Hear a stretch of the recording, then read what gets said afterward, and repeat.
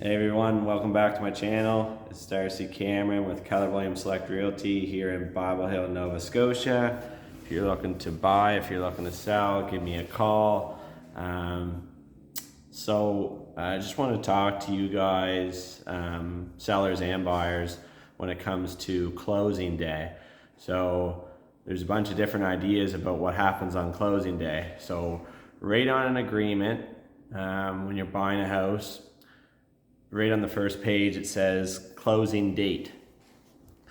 So what that means is, or what typically happens on closing day, is that morning on closing day, say May 9th. So May 9th, usually, between 8 and 10 a.m., the buyer goes to the property with their real estate agent, and they just have a good look over of the property, of the home, to make sure it is in good condition and to make sure that it is all clean. There shouldn't be any garbage inside the home. It should be really clean. When we're talking about residential properties, there shouldn't be any garbage. Even paint cans and stuff like that in the garage and stuff, unless you've already had the discussion about that. More so talking to my sellers right now. If you have paint cans and extra this and extra that, unless we've had the conversation about leaving that behind and the buyer said that that is okay, that's considered garbage to a potential buyer and a nuisance for them to get rid of. So we want that out of there. You want the house completely empty and clean and tidy. For buyers, usually you run the dishwasher, make sure it's not leaking, run your taps, make sure the water's on, just make sure maybe there's a broken window in the back, or just have a good little look. It's probably a half-hour situation. And then once the buyer has viewed the property and said it's okay, then the buyers are to call their lawyer and say, yes, Mr. Lawyer, release the funds or send the funds to the seller and get ready for closing.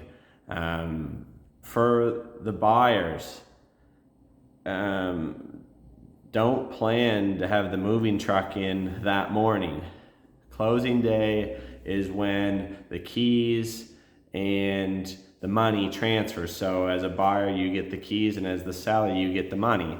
But it doesn't all instantly happen. The lawyers have to do some work before it is officially closed, and before officially that property is yours as a buyer, and officially as the seller gets their money. Before that, there really shouldn't be anybody moving anything in. So the majority, the typical experience is, you could probably expect to close before supper time on closing day, sometimes by lunchtime if you're lucky, and then you can start moving stuff in once everything has been completely handled.